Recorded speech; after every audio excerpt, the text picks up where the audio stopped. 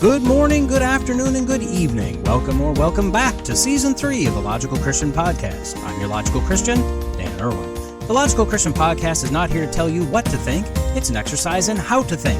Rather than just accept what we're being told with regard to current events, politics, science, religion, and everything else, we're going to stop the spin, ask questions, dive deep, and look at the world logically. And since logic is a gift from God, most importantly, we're going to look at it all as Christians. Links can be found in the show notes if you'd like to follow along. So with that, let's go be logical Christians.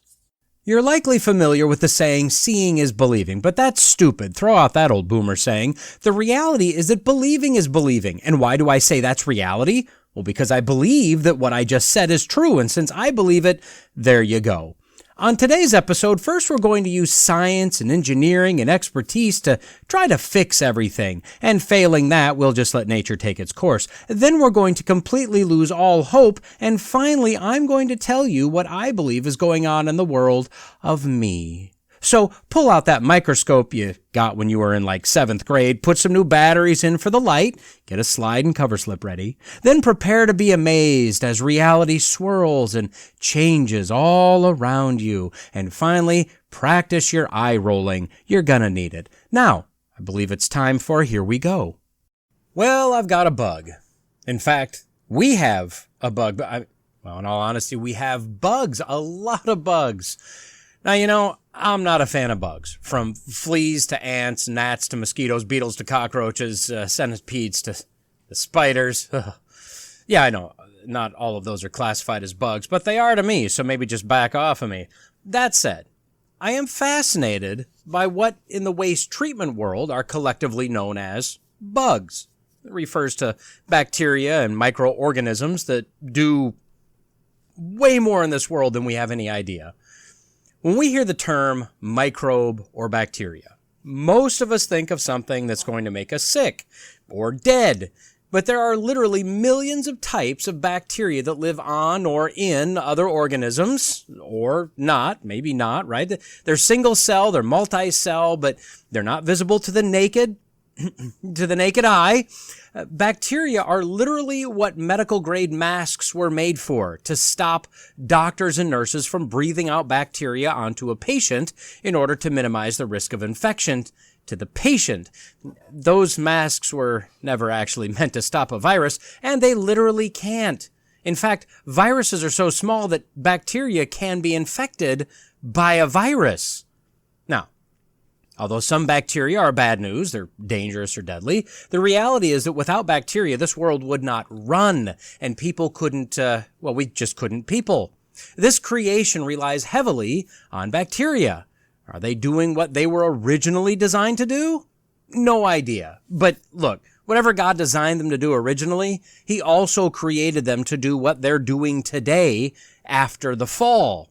These little fellas literally keep the world clean, and in doing so, they keep making anti-pollution, environmental, constantly in a state of panic greenies kind of look foolish. Now, no doubt you've heard of forever chemicals. If you haven't, what am I saying? Of course you've heard of forever chemicals. It's everywhere. It's the current trend in the fear-based manipulation world. Now, they're also known as PFAS, P-F-A-S, which stands for per, or polyfluoroalkyl substances. Just rolls right off the tongue, don't it?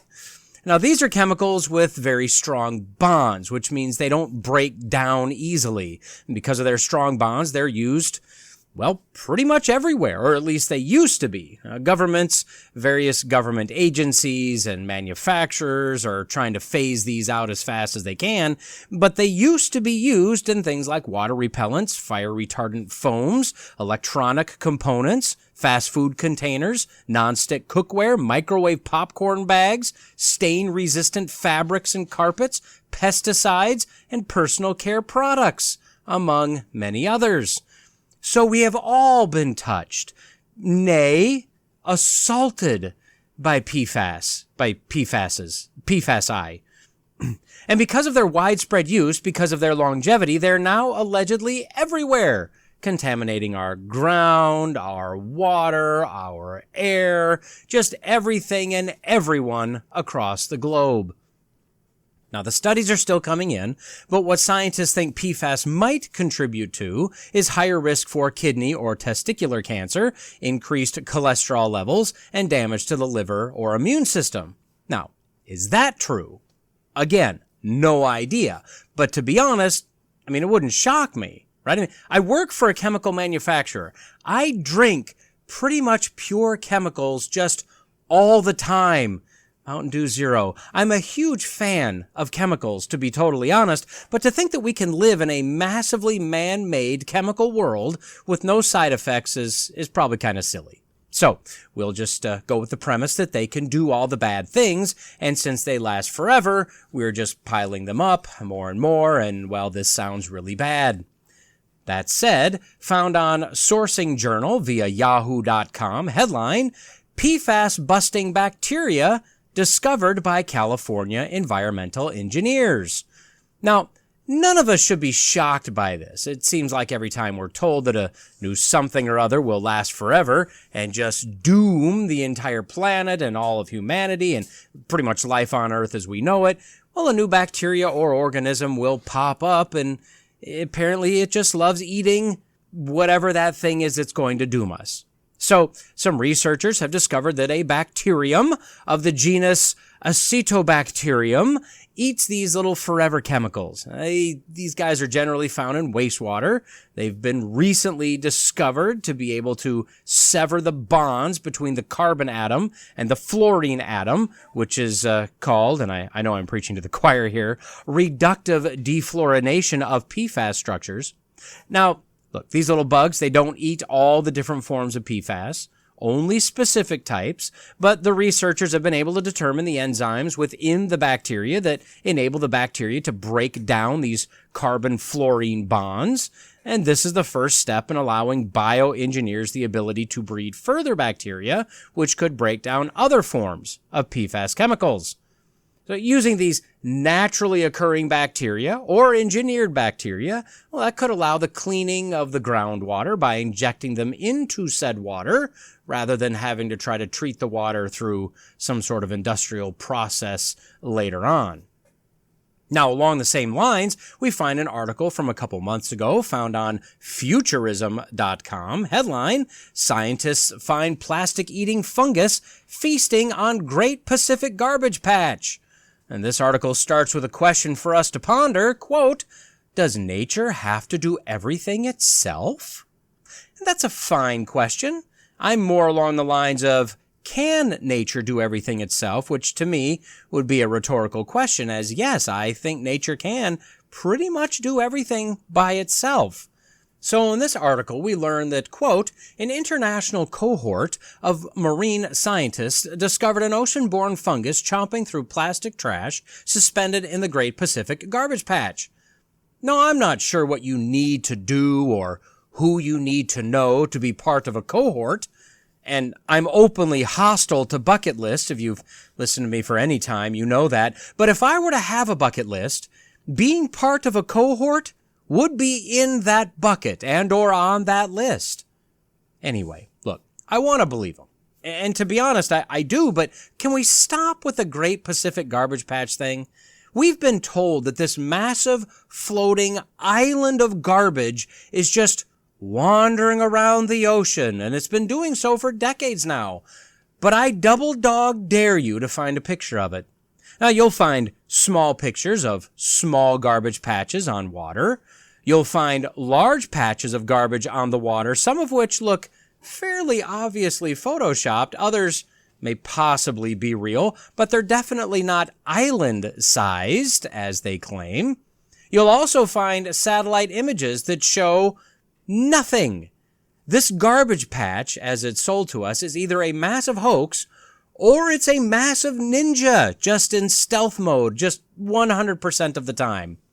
But let's look past that and say that these marine scientists discovered a fungus eating plastic from a plastic garbage patch floating in the Pacific Ocean, great or otherwise.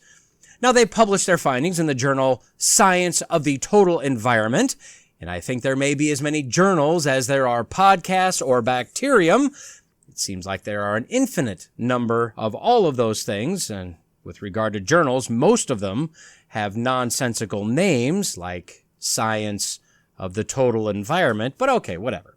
So they discovered Pharyngiodontium album. That's a fungus, quote, among the thin layers of other microbes that live in and around the floating plastic pile in the North Pacific. In fact, this, per the article, is the fourth marine fungus capable of eating this plastic waste that they know of. This particular fungus seems to be very good at specifically breaking down, quote, UV-exposed carbon-based polyethylene, which is comprised of things like water bottles and grocery bags, which happens to be, allegedly, the largest form of plastic waste in the oceans. Now, they caution us that although there are various fungi and microbes that seem to love eating and breaking down plastic, that doesn't mean we should just use and throw out plastic with reckless abandon, because not using plastics, quote, as much as possible is still our best bet at keeping plastic from plugging up the Earth's vital, though fragile, oceans with animal and environment-harming garbage. And you know, we're always told that nature is so very, very fragile, and I'm going to have to call bull poop on that one because they say it, but that doesn't make it so. It just kind of seems like the environment, the land, the water, the air, are so well designed, they're not fragile at all. They really seem to be incredibly robust if you look at them.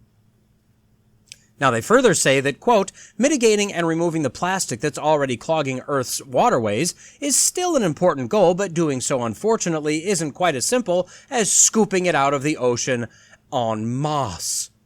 And why? Well, because if you scoop it out, you might disturb marine life. So, is the garbage good or bad for marine life then? If they're living in the garbage and making it a habitat, then it's not really necessarily bad, right? But if it's harming marine life, it seems to me that, ripping the Band-Aid off, sacrificing a small amount of marine life in order to make the habitat much better, more livable for the majority of the marine life, it seems like that would be a worthwhile trade-off to me. I don't think we can have it both ways here, but honestly, who cares what I think?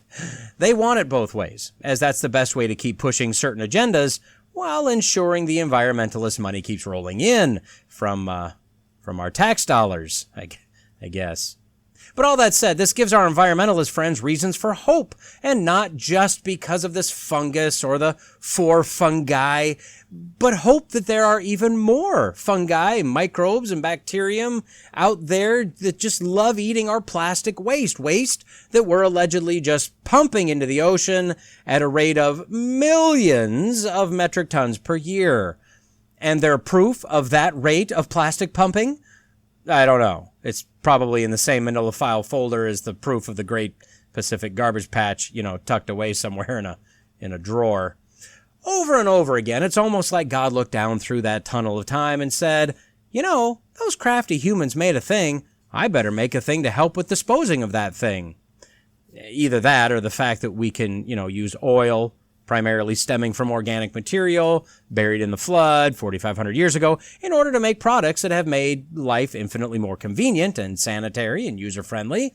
And that whole thing was designed and foreordained by God, and He created little creatures that had the ability to dispose of this stuff naturally, possibly through genes that lay dormant for millennia until they switched on as designed, and when we ramped up production of this thing, right? No, that's not right. That can't be it. Can't be design. It's got to be dumb luck through the magic of evolution, right? And we see this over and over again. Chemical-tainted water. Well, there's a bug for that. Oil spill that will take centuries to break down and clean up. There's a bug for that. Cleaned up in a couple of years. Plastic and styrofoam products that will take thousands of years to break down in landfills. There are bugs for that too. Thousands of years divided by thousands. Now, in fact, just a few years, and now the unicorn of trash, the mythological Great Pacific Garbage Patch, being disposed of by various microorganisms and fungi. How convenient. And I feel like God is toying with those who don't believe in a sovereign God, a God in complete control of every atom, every cell, every bacterium on the planet, people who actually believe that we, puny humans, have the ability to destroy and also to save the planet that we had nothing to do with creating, regardless of which theory you subscribe to. Found on phys.org, May 28, 2024, headline, New research shows soil microorganisms could produce additional greenhouse gas emissions from thawing permafrost.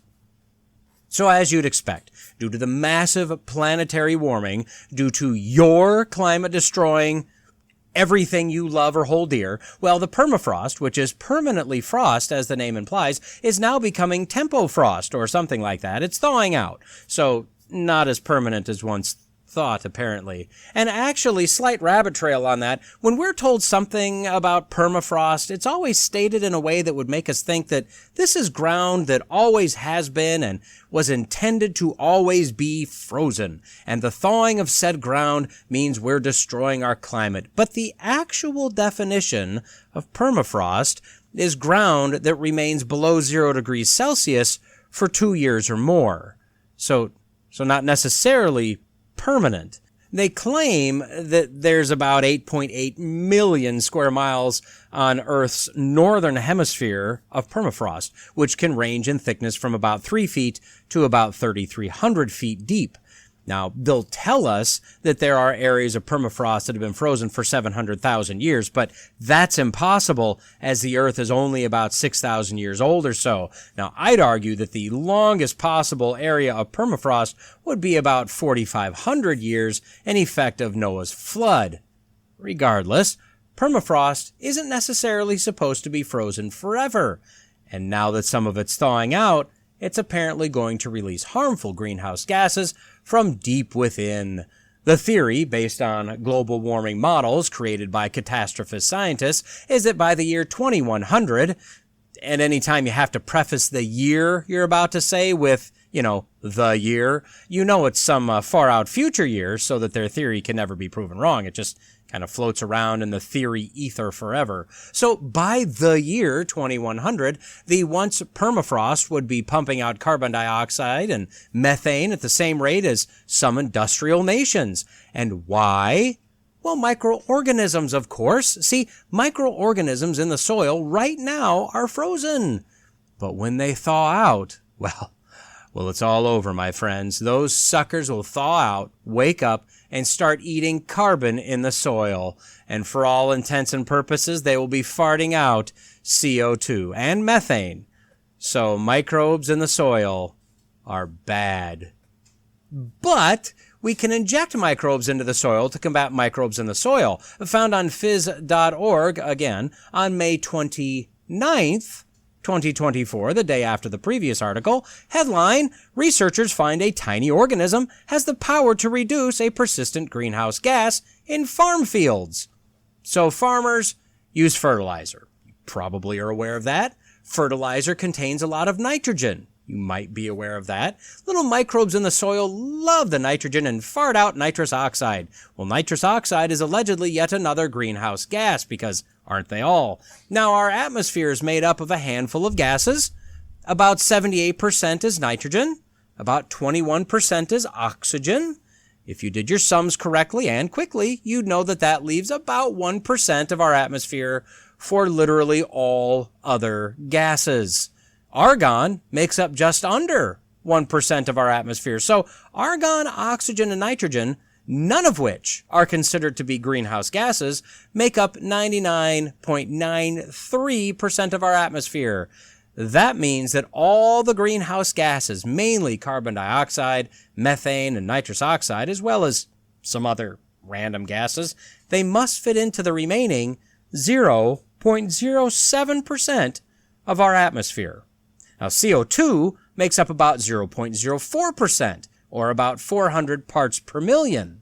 Methane, a huge greenhouse gas problem, is about 0.00015%, or 1.5 parts per million of our atmosphere.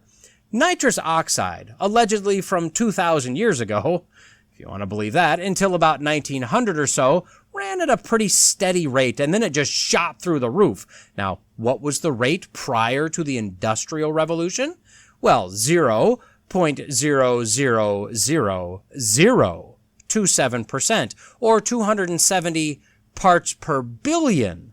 And now, because of what humans, mainly you, have done in the last 100 years or so, it's risen all the way to nearly 340 parts per billion. So, still absolutely nothing when you really look at it. Now let's do some math. The Earth has been calculated to weigh in at about 6 sextillion tons, or roughly the weight of your mom. No, I didn't. But I did, actually. But seriously, there's a lot of weight, right? That's a heavy planet, as far as I'm concerned. The atmosphere of Earth has been calculated to weigh about 1/1,000,000th of that of the Earth, or roughly 5.5 quadrillion tons. That means that nitrous oxide, and this is very rough math, of course, would weigh in at about 1.8, maybe 1.9 billion tons. According to this article, they said that nitrous oxide accounted for 6% of all greenhouse gas emissions from human activity. Notice the little caveat. That's according to the EPA. Not all emissions, just human-caused emissions. And that means that our nitrous oxide emissions accounted for, well, pretty much bupkis compared to the overall global impact of all greenhouse gas emissions. The problem, so they say, is that 1 pound of nitrous oxide is as potent as 265 pounds of CO2 over the course of a century. Math gets really weird when you're trying to use it to prop up an agenda, just saying. Now, if you recall, starting back in 2019 or so, farmers in the Netherlands have been rioting and protesting against their government, blocking streets with tractors, spraying manure on government buildings, etc., etc. And why? Well, because the Netherlands thought it would be a good idea to just help out the planet and outlaw nitrogen-based fertilizers. Now, Sri Lanka has followed suit. In fact, in 2021, again, in the name of the environment, they've done the same thing. Here's the problem. By outlawing this kind of fertilizer, it means that crops, well, they won't grow as fast, or food won't grow as large, and farmers will start to go bankrupt because they're not harvesting as much, and, well, livestock will start to starve because we don't have enough food for them, and there's one other thing. It's on the tip of my mind. Oh, yes, that's right. Millions of people around the world will starve and die. See, despite what elitist organizations like the World Economic Forum and the United Nations try to tell us, that our population is going to outgrow our food supply, well, that's a lie. Yeah, see, the reality is that we can grow plenty of food. What's going to kill the food supply are government takeovers of farms and farmland and food production, as well as asinine laws about water and energy and fertilizer that will make food production by the farmers that produce our food, well, nearly impossible. All in the name of climate, or so they say. I maintain that it's for one reason only, and that reason would be control. See, these goons don't care about the climate at all, or more accurately, they absolutely know that man is not causing any sort of climate anything. It's all a ploy for money, power, and control. Anyway, so much digression there. So these little microbes in the soil fart out nitrous oxide to the tune of pounds of emissions. Remember, in 2022, 6% according to the article, but if you look at the actual data, it's actually 5.51%, which, yes, technically rounds to 6%, but when you're talking about such small numbers, that 0.49% matters. Also keep in mind that our baseline, the perfect global temperature, that was about the year 1900 because of arbitrary, unspoken, and unknown reasons. So in 1900, nitrous oxide emissions accounted for about 3.48% of total greenhouse gas emissions, or so they say. So we went up by 2.03% from the baseline, which seems a whole lot less impressive than saying 6%. Just saying. So although the Netherlands and Sri Lanka have banned or are pushing ahead on bans on fertilizer, and Fidel Castro's son up in Canada, Justin Trudeau, is trying to reduce fertilizer usage, and there's no doubt that the nutcase leftists in the United States would like to do the same, the fact is that we need fertilizer in order for people to live. That said, communism, and you can think Marxism and socialism, well, they don't actually flinch at the idea of slaughtering millions or really billions of people, if need be. In fact, super geniuses like Bill Gates and King Charles would like for the world population to get down from 8 billion people currently, and climbing, to a nice manageable 2 billion, or maybe 1 billion, maybe 500 million people. and just, kind of maintain it there. I mean, that seems pretty sane, right? Back to our bugs. Since bugs are eating nitrogen and destroying our atmosphere, scientists have apparently developed, or more accurately discovered, a bacteria that could be added to fertilizer. It apparently loves to eat the nitrous oxide and breaks that down. Not sure into what. I'm guessing maybe nitrogen and oxygen. Maybe. I don't know. And these little fellas have a short lifespan, so they would do their job, live their lives, and not disrupt any of the other microbes in the soil or fertilizer that do their jobs. These climate gurus, of course, believe this would be a game changer for global warming, but don't worry, I'm sure that there are, plenty of other things out there that they'll find for us to panic about and for them to apply for more grant money. See, through all these articles, and these are just some I ran across when perusing recent headlines, I could find stacks more if I really chose to Google for, 5 or 10 minutes, right?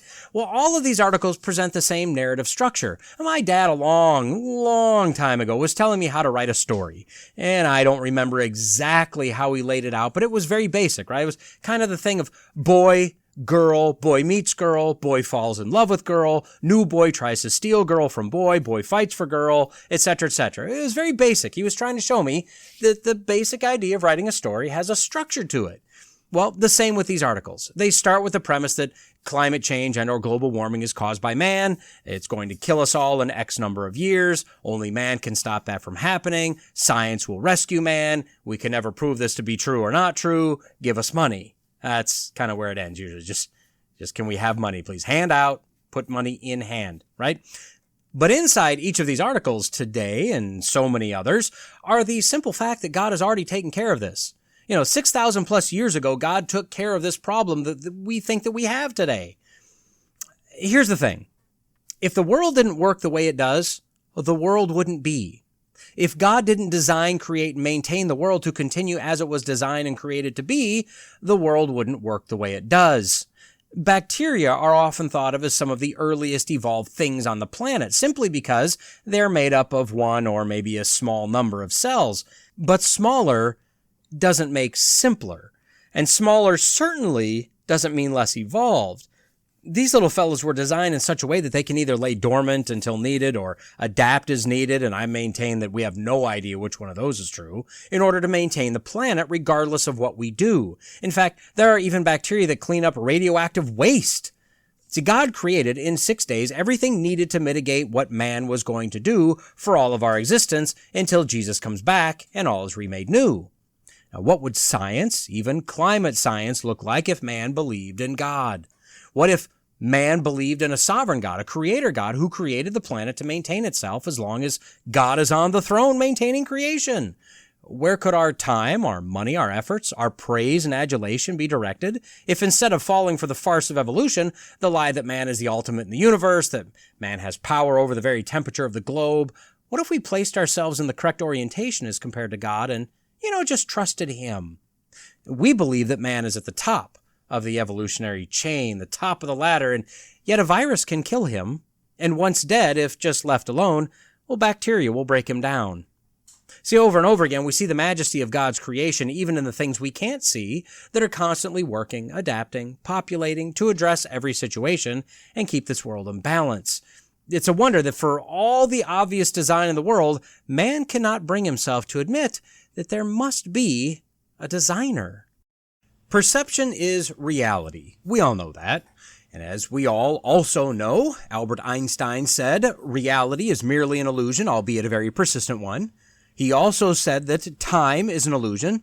So if you do the math and cancel out the like terms, we find the perception is merely persistent time. That can't be right. Well, we further know that time is money, and money is the root of all kinds of evil, so I guess that makes perception the root of all kinds of evil. That's probably still not exactly what I'm going for, but it's actually probably closer, if I'm being honest. My point is that our reality is heavily influenced by our perception. That's never not the case. We all see the world a certain way, and that certain way can be very different for every person based on a lot of different factors. Now, that said, regardless of our perception, reality is reality, and nothing can change that. But we live in a postmodern world where that really doesn't matter to most people. This is where we get the idea that gender is a spectrum, or that our current president isn't riddled with dementia, or that unborn babies don't turn into humans until, I guess, the mother declares them to be human, or I don't know, or so many other beliefs that aren't even close to reality. But true truth doesn't matter, just your truth and my truth. And our truths can be completely opposite and both considered to be true, because that's what we've decided must be true about how the world works. Another term for postmodernity is insanity. So I came across a couple articles, both found on yahoo.com, both BuzzFeed articles, that addressed something that I would argue many of us are facing. At the same time, many others of us aren't facing necessarily, and we're trying to understand each other. And it gets difficult if we don't strive to understand the reality based on perception that others are living in. And more importantly, as Christians, we should be understanding, but we should be willing to address these perceptions and debunk them or explain them if they don't comport with real reality. So as I said, and as I'm a little OCD, I need to follow my pattern, found on BuzzFeed via yahoo.com headlines, 17 everyday things the pandemic has ruined that no longer exist. And the other headline, 18 things that the pandemic ruined way, way, way more than we realized. So COVID changed everything. Now, how it changed things for you personally depends on where you live, who you surrounded yourself with, your political and religious beliefs, what you watched and listened to, and your own psychological makeup. Now, I'd argue that we've all been negatively affected by the pandemic. I'd further argue that some of us have found a silver lining. We've actually experienced some positive effects coming out of the pandemic. But regardless, those effects, positive and negative, are based on the factors I just mentioned and many others. So in these articles, BuzzFeed basically just ripped off the work of others and slapped it into article form, barely article form. It's really more of a copy and paste thing. They went out to Reddit, found two different users, the first with the username of I Groped Sandy Cheeks, the second being Screamy V. And let me pause here for a second. I envy those who can come up with clever usernames. I personally wouldn't use most of those I find myself chuckling at, but there are some clever and funny usernames. The best that I've come up with for me has been Danarchist, which is good, not great. Anyway, digression. Those two users posed the same basic question: what has changed for the worse because of the COVID pandemic? I found the responses interesting. Most I could at least understand. Some I could identify with. Others I just kind of shook my head in shame for them. And many I found myself almost subconsciously bringing back to a faith-based worldview. It's clear that most, if not all of the respondents, lack a faith, something that gives them a reason for hope. It's kind of sad, to be honest. Now, if you've done the math, you would have come to the conclusion that we'll be covering 35 things that have changed. That's not quite correct, as there are definite crossovers between the two lists, and I don't want to go through everything, at least not in depth. I do believe that all things can be brought back to biblical principles, but there are some aspects in here that I think are more important to hit on than others, so we'll kind of focus on those. BuzzFeed, in neither of these articles, does much of a setup for their list. They basically say that although COVID is still around, which most of us would call, a cold, or at worst maybe a flu at this point, but even though it's still around, the pandemic has ended and life has returned to normal. However, that said, normal has kind of shifted. It's not the same normal that it was prior to 2020, now in 2024. Now, I don't think that any of us would disagree with that. Now, if you live in certain states, such as Florida, Texas, Oklahoma, you might be more apt to disagree, as your states were much less affected by government overreach and general scare tactics than other states. But trust me, as we go through these lists, you'll see that you too have been affected to some degree by the aftermath of the government agency, media, celebrity, and general Chicken Little overreactions to the pandemic. So some of the areas that Redditors found to be changed due to the pandemic, and I'll caveat this with not all of these are directly as a result of the pandemic, but these all started around that time frame, I guess. One, the availability of services. So stores and restaurants aren't open as late. They don't open as early. They don't have enough workers, et cetera, right? One user who lives in New York said that he used to be able to go out with his friends and come back after midnight and grab something to eat. Quote, "Now I'm lucky if 2 places are even open, and I often just have to hope I've got something in the fridge. It's not a tragedy, but it's annoying." Well, the Redditor is right. It's not a tragedy. It's probably healthier and definitely cheaper to just eat food at home, to be totally honest. And what a shame that there are only a couple places open. I mean, he's not starving, let's be honest here. But the pandemic and really the fear-mongering and tyrannical overreach by those in power definitely did hurt the service-providing industry. What about the supply chain? Were you one of those who got caught trying to figure out what you can use instead of toilet paper? From computer chips to food to medicines and every type of good out there, it was all in short supply. Now, yes, we're now allegedly manufacturing more computer chips in this country, but what about meds and food and clothes and everything else? We're a consumer nation, and it's products from countries that we're not necessarily friends with that we're consuming the most of. The pandemic should have served as a warning. It doesn't really appear that it has.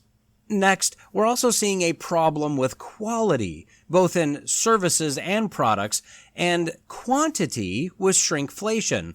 So, service and product quality has slid during the pandemic, and we took it because we didn't really have much of a choice, and it doesn't seem like the concern, generally speaking, is with getting things back where they used to be. Now, this includes the services that so many got hooked on, like subscriptions to services or products, or reliance on the gig economy, like Uber and Uber Eats, etc., etc. Those things were put in place, people learned how to rely on them, and now they're getting more expensive with worse quality. Next, some Redditors noticed that the nightlife is gone. Maybe bars and clubs are full on the weekends, maybe. One Redditor observed that, quote, "all the cheap buffets in Vegas are gone." And that might be true. I don't know. At the same time, tipping is now expected for everyone doing everything. I'm thinking about setting up a tipping app to see if I can get my boss and coworkers to tip me every time I do something. If you worked in the entertainment industry, those aren't what they used to be. This can be more easily seen in the movie sector. Movies, for the most part, are flopping, mostly because they're either just bad or just packed full of agenda. But the movie theaters are dying as well. I mean, the cost of movies and snacks, the quality of the movies, the fact that people got used to streaming from home rather than going to the theater, all play a part in the failure of those sectors. And small businesses have failed. Small towns are struggling to survive. Everything costs more. Stores are filthier and less organized. Help is hard to find and not overly helpful if you do find them. And so on and so on. And that covers about half of the enumerated items that these 2 articles copy and paste from Reddit, which leaves, if you've done your math correctly, the other half. These are issues that definitely have changed. Again, I don't know that COVID is the instigator, but it definitely didn't help. And remember, perception is reality. So the perception is that COVID changed these. Now, what's actually important about these next 17 items, which I can group into about 4 or 5 categories, is that people have noticed, regardless of the contribution of COVID, right? People have noticed these things. So item number 17 on that first list is stated, quote, "and finally, everyone's mental health." Now, I think that probably speaks volumes for most of us. Again, some of us are more affected than others by this, but we've all been affected. Now, let's use a few of the items in these lists as examples, shall we? Masks. Everybody just had some reaction to that word. Now, prior to 2019, if you saw someone in the United States wearing a medical mask in public, not part of a job or a project or something like that, just in public, you instantly knew that that person apparently had a medical condition that they were trying their best to protect themselves from. Now, having looked into masks, understanding some personal protection equipment basics, having a decent understanding of the principles of filtration, how much were they protecting themselves is, well, that's up for debate. But the reality is that we didn't think about it. Things have changed now, right? I'm not sure about you, and I'm not saying I'm proud of this, but when I see someone wearing a mask in public today, my perception of that person, well, it drops like a rock. When I see a child wearing a mask, it literally makes me want to smack the crud out of the parent. I fully admit that's wrong of me, but this speaks to an aspect of my mental state that was affected by the pandemic. But that's not the only reaction to the topic of masks. Quote, "It used to be that we could respectfully wear a mask while we were sick, making sure we didn't get anyone else sick. Now, here in Texas, we have idiots who will scream at you for wearing a mask. Dude, I'm trying not to get you sick. I'm trying to be considerate, but somehow we've made that into something political." And also, quote, "I really don't get that mentality. Like, if you were trying to force everyone else to wear a mask, sure, but getting mad at someone else for wearing one is weird. I assume most people I see wearing them have a reason, whether it's being sick, being immunocompromised, or being paranoid. It doesn't hurt me one bit, so whatever." So, will your wearing of a mask help keep others from getting sick? No, it won't. That's basic principles of filtration. It's literally impossible. But the second Redditor is correct. Why do I care?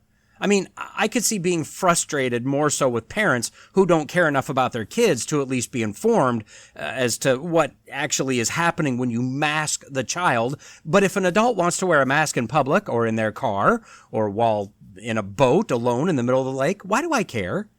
And I guess I care because it's a representation of blatant ignorance, of government overreach, of a global test of how far the elites can push humanity without us pushing back. The idea of a face mask has absolutely had an effect on me. And maybe it's not masks for you. What about healthcare in general? There's no question that a lot of those who work in the healthcare industry were, or still are, burned out. A fair number have left the field forever. A lot of them have definitely been mentally affected for life based on the strict procedures and regulations put in place, the number of people severely sick, dying, or dead. And unspoken was the fact that in many cases, the required actions by healthcare workers for the ill were, for many of them, completely opposite of their nature. Their reason for getting into healthcare in the first place, giving care, showing empathy, providing basic human dignity. See, we're wired from God a certain way. Some are more wired to care about people than others, and to force yourself to act counter to that will definitely have an effect on a person. But for those of us not in the medical field, how do you and I look at the medical field now? Do you have the same trust that you used to? I sure don't. I try to do my own research. I try to take care of things myself so I don't have to go in. And I don't just blindly accept what they tell me to do or tell me to take or whatever anymore. And that's definitely an effect on our mental state. But on the other side of that coin are the people who think that I'm crazy because I don't trust so-called science or medicine like I used to, like they do. They're more of the, science is science and we should always just blindly trust it type of people. And I think they're crazy. Those people look at me, and maybe you, if you're the same as me, as, quote, proudly uninformed. Okay. They believe that, quote, if the truth upsets them, they decide to go with an alternative. Reasoning with many people now is like trying to have a debate with a Roomba. And those of us on both sides of the debate absolutely agree with this statement, but we're coming at it from different directions, opposite sides. It feels like we're living in two different worlds right now, doesn't it? And these two different worlds are finding their way into everyday life. Quote, I'll go most work days without talking. It gives you a kind of brain fog that's hard to shake off after work. Or for a different Redditor, quote, my social battery. I am so drained all the time that I never want to do anything outside of work, even when it's something I previously enjoyed. I'd rather stay home. Well, it's easier to stay home. In fact, we've been conditioned to just lock down and stay home. And we've been given all sorts of conveniences for us to stay at home and just let other people bring stuff to us. For those who do still interact with people, quote, we were friends with a couple during the pandemic, but the guy got more and more into conspiracy theories with ones I never even heard of. He wasn't full off the deep end like some, but he knew I didn't agree or believe him. What was hard was that the man was a brilliant marine electronics engineer, very smart and handy. So we kind of lost touch despite our efforts from our friend group to reach out to them. Funny how someone considered brilliant is the crazy one, because he doesn't believe the way that this Redditor did. But it's the brilliant one who's clearly wrong because he believed things that were labeled conspiracy. How many of us have lost touch or kind of moved on from people who we disagree with on some of these so-called conspiracy theories? Quote, genuine human interaction feels weird and technological now. Well, that's because we've made it that way. I mean, social media is the norm, right? Locking down team or Zoom meetings, video calls of various kinds, and a lot of text-based conversation. That's now normal. We're losing the art of in-person conversation. Quote, the pandemic has ruined many social relationships and human connection more than we realize. Yeah, it has. Also, quote, dating is really weird now compared to before COVID. Another Redditor expands on this, quote, I've gone on maybe half a dozen dates in the last 3 years, mostly by my own choice. Like, finding someone who can carry a conversation, has all their teeth, is actually single, and not a crazy conspiracy theorist shouldn't be this hard, and it's not worth the mental effort anymore. Conspiracy theory alert, this is exactly what was desired by the entire unnecessary lockdowns. But, why would you want to speak to other people? Why would you want to date someone? Quote, the social contract. For example, just being decent to one another. That's been on decline, but post-pandemic, it has not recovered. Things such as respecting public spaces or others is gone for the most part. It feels like no one cares anymore, and selfishness rules. Now, another Redditor opines simply that basic manners are gone.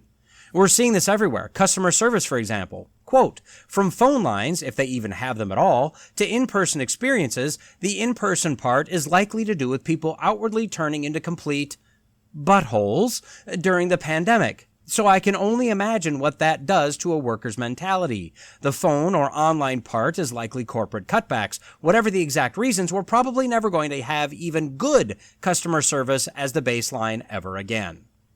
Another person sees this more broadly. Quote, People are so outwardly mean, antagonistic, and proudly uninformed now. We've lost all sense of a social contract.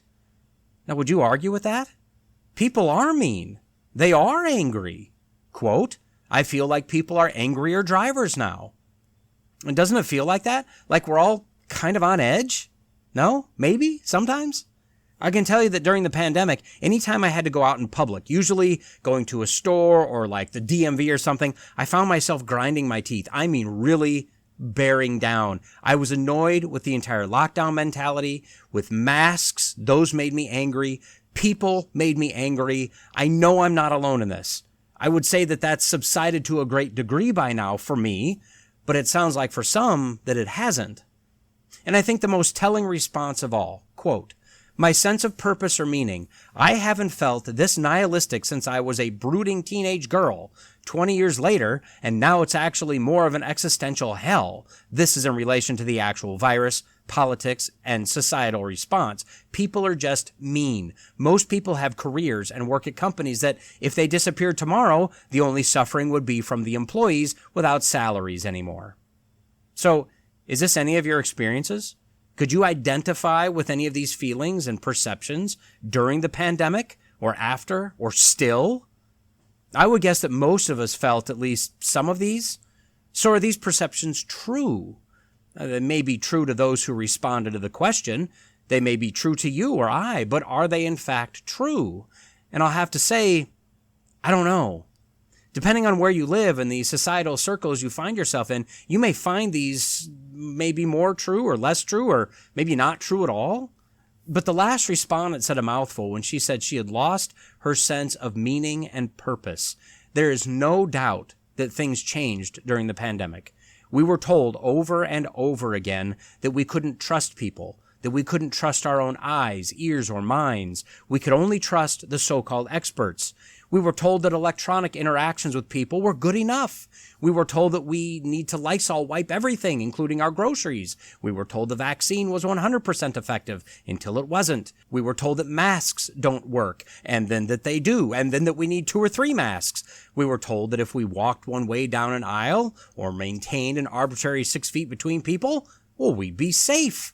We saw outdoor basketball courts either have the rims and backboards removed or boards clamped over the baskets to make them unusable. We saw outdoor skate parks filled with sand so as to make them unusable. We were told that church was unsafe, but casinos, bars, and strip clubs were fine. We were told that we could not go into the hospital with our loved ones, regardless of what they were in there for, but that putting infected seniors into nursing homes where the virus hadn't been yet was the best thing to do. We were told that we couldn't gather even outdoors, not even for a funeral. but that the virus so respected the plight of the black man that BLM riots were perfectly safe, and the list is practically endless. So, for the 2+ years of 15 days to stop the spread, well, it absolutely took its toll. We see it most evident in school-age children. The younger the child, the more obvious it is, due to a very real, very observable lag in education. But children and adults, all ages, were affected in some way.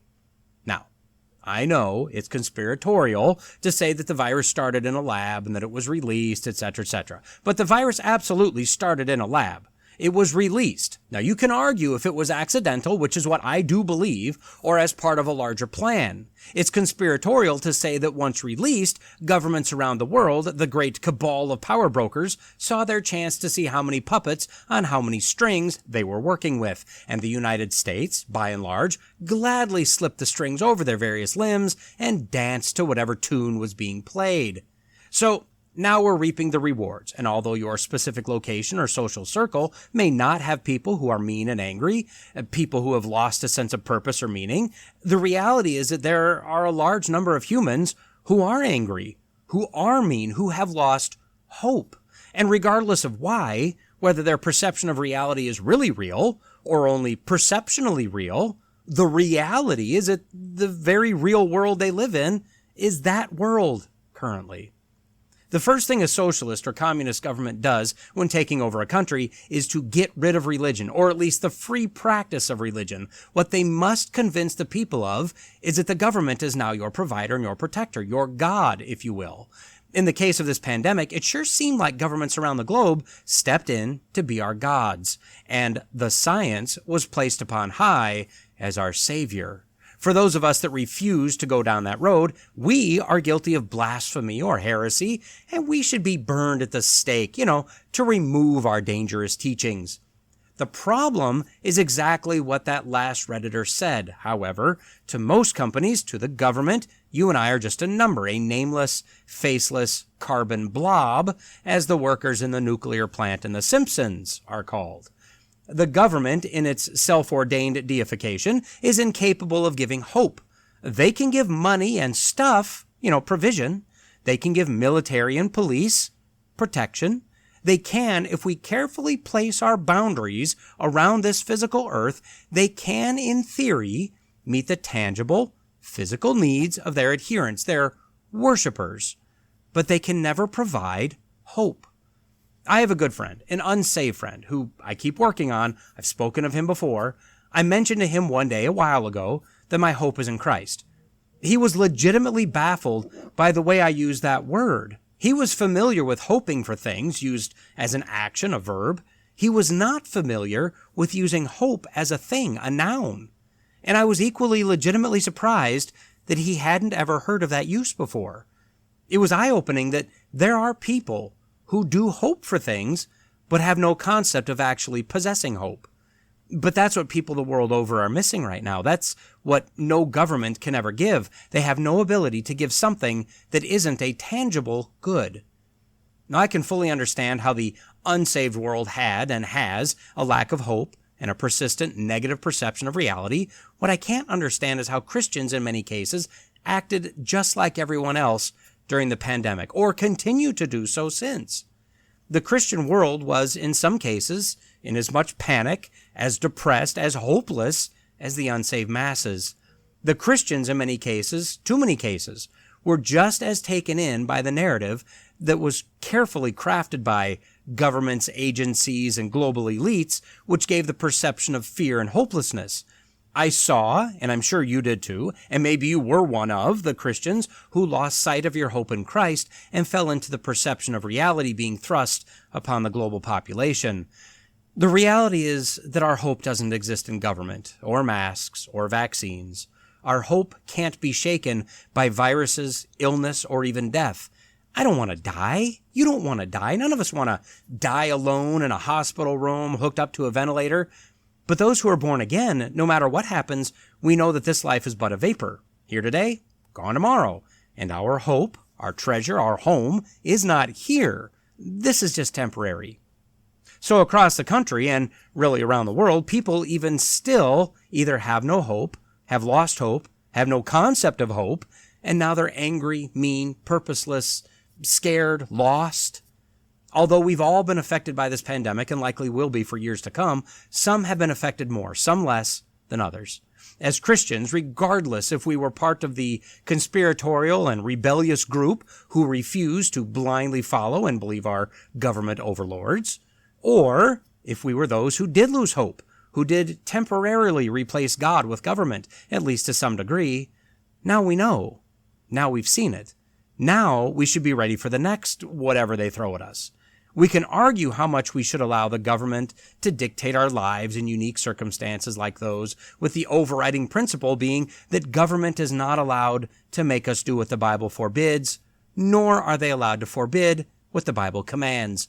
Beyond that, we can argue how much authority they legally or theologically possess. But regardless of what comes, what's thrown at us, what's released purposefully or accidentally, as Christians, we are to never lose hope. Clergy, during the Black Death of medieval times, were found to have a mortality rate of around 45%, which was a good deal higher than the general population of 30%. Well, clergy went from house to house, town to town, ministering and caring for the sick and dying, comforting the families of the deceased. They were constantly confronted with the plague. They were exhausted, and yet they continued doing what they knew they were supposed to do. They continued bringing hope to others because their hope was not found in this life. Their hope was found in Christ alone.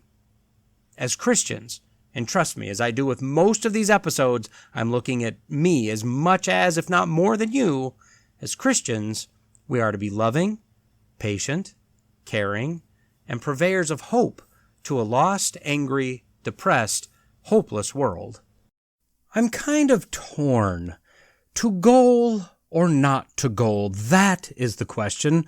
Whether 'tis nobler in the mind to suffer the slings and arrows of outrageous failure, or to take arms against a sea of pesky goals, and by opposing, end them, to die, to sleep, no more, and by a sleep to say, we end the heartache and the 1,000 natural shocks that my flabby flesh is heir to.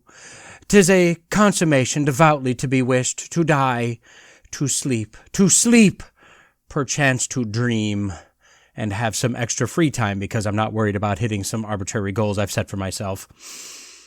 No, not exactly as Shakespearean as the original, and truth be told, I don't know what most of that actually means, but let me say this, goals suck. Sorry, I don't mean to be so crass, but that's actually a lie. I'm not just speaking ad lib here, I typed that phrase out, so... Bottom line, I hate goals. I've always hated goals, and it's usually about mid-year when the burnout kicks in, do I really want to track these anymore? And, I'm failing on this one. Don't care about that one. What's the point? And this isn't just personal goals. This is work goals too, but don't worry. I'm going to still set my goals and pursue my goals and whatever else. What about you? If you've set goals, do you hit a point of burnout, a point of pointlessness, if you will? Okay, you may have guessed we're sitting here at goal update number 7, 2024 edition on the downhill side of the year. Regarding my first goal of losing weight, well, can you say failure? Sure you can. I'll be honest, it's not a high priority. Not really going up, not really going down, just kind of hovering. Now, I wish that I was hovering more around, say, 180, maybe 175, but I'm not. I'm hovering more around 203, 204, 205. Now, that's not the worst place for me to be. That's not the worst I've ever been, but it's definitely not desirable. In the past, I've generally felt the push in the second half of the year to, kind of get moving and lose weight. I know that's counter to swimsuit season, but I don't really go swimming anyway, so it doesn't really matter. Now, last year, I didn't really have that push, to be honest. And since I'm being honest, self-control is hard, at least for me. And surely I'm not alone on that, right? I kind of hate those people who are able to just force themselves to do anything and everything and not have a problem doing it. I'm going to do this, and boom, and they do that. It drives me nuts. I'm not of that breed, of that stock. That's why I need to set goals. They have to at least push me some, right? I've got to do something. And eating is one of those things that I use as a stress reliever. Don't take that away from me. And yes, I'm well aware that stress relief is only temporary. Then, the guilt, the shame. But I mean, so much temporary happiness and relief, right? Yeah, sort of right. Okay, that said, let's go through these stupid things. With regard to weight, I came in at 207, but that's not exactly correct. Now, I know you're going to say, oh, sure, Dan, you're going to make excuses. I am, but I kind of know what I ate the night before, and I know that from 2 weeks ago when I was 203.4, there's no way I ate that many calories over the last 2 weeks to put on 3.6 pounds. And look, my fat percentage jumped up by 0.5%, muscle dropped by 0.3%, and those kinds of moves, I've done enough tracking of myself, those don't happen. Those are numbers that are affected, and I've seen this with my scale before, by a temporary feeding from the day before. That said, there's no question that I went up from a couple weeks ago, probably hovering around the same place as the last goal update, which was 205.4. I don't know what to say except that I'm clearly not focused on it. My goal for the year was 180. With what's left in this year, I can still hit that. We're talking a pound or so a week, which I've never had a problem doing that or double that in a week. I just need to do it. If I happen to find my way into your prayer list somewhere, self-control, just a blanket prayer of self-control, and also maybe magical weight loss. You could throw that in there too. That would be nice. Okay, moving on. Reading. That's something I'm doing well on overall, although with a week of vacation in which I got no reading done, which is fine. I would take that trade-off any day of the week, and a book I'm working on now that's a much slower read. I mean, like half the speed of the last book I read. Weekly progress has really slowed down, but as of now, I'm at 3,034 pages read out of my goal for the year of 4,500. So I'm at 2/3 of my goal, about a month ahead of 2/3 of the year, right? So I still see no issue with hitting that goal. With the way the year started, I didn't think that would be even close. But with things going on at work, with vacation days, with book selection apparently, 4,500 pages looks to be like a good goal for the year to shoot for. We'll see how this progresses.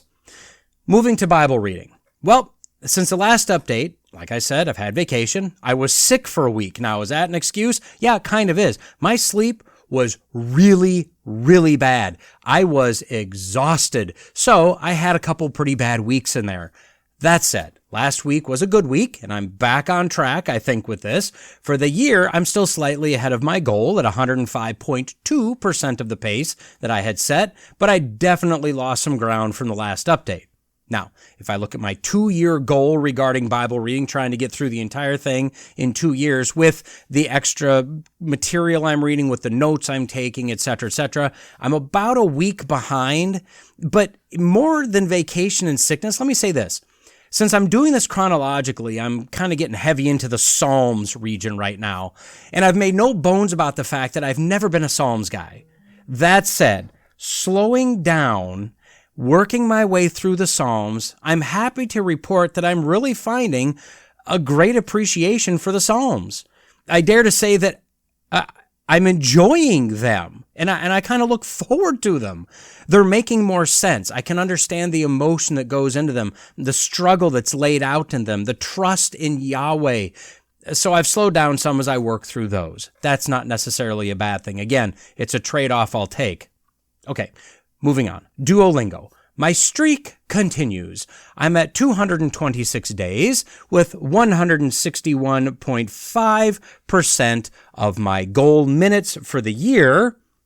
There have been good weeks. There have been bad weeks. There have been easier lessons. There have been harder lessons. And overall, Greek is hard. Not sure if I've mentioned that before. A couple more words that I found that I've liked, in addition to my favorite of the Greek word for where, which again is poo. I like the Greek for the word or, which is kind of a e. It's kind of a pitiful sound. And I also like the word for walk, which is perpetao. That's just kind of a fun one to say. Anyway, Greek. I don't know if I want to say it's going well, but let's just say that the goal I set for myself is ahead of target, so that's nice. I guess. I don't know. And finally, prayer. Okay, Same thing as the Bible reading and everything else. Vacation, a week of sickness with my sleep and general energy level all jacked up. Okay, that also lost ground. So I'm down to 85% of my goal pace for the year, down a fair deal from the last update, which was up a good deal from the one previous to that. So look, it's time to pull that one back up and out of wherever it's heading. To give an idea, my goal is 5 times per week being focused in prayer. That's reading a psalm kind of as my opening, working through a selection of my overall prayer list, etc., etc. So at my current percentage, I'm equating to about 4.25 days per week. That's not terrible, but it's not my goal, and it needs to be better. Okay, so I guess that's it. That's the update. Nothing real groundbreaking there. Overall, I'm happy, but clearly there is work to do. So as always, if you have any questions or comments, ideas, tips, or tricks, or whatever, let me know. And if you'd like to make your goals and your progress known, if you'd like to express frustration, or you need another person throwing up some prayers for you, hey, contact info, always in the notes. Okay, bye. And with that, sadly, we've reached the end of yet another episode of the Logical Christian Podcast. I feel we've bonded as we've laughed and cried and twisted our faces in incredulity. If you've enjoyed or found value in what you've heard, go on and do all the podcast things. And don't forget to check the show notes for links and contact info. Lawrence J. Peter said, "Against logic there is no armor like ignorance." Jesus told us that if you abide in my word, you are truly my disciples, and you will know the truth, and the truth will set you free. So stay in the word, stay logical, stay faithful, and until next time, God bless.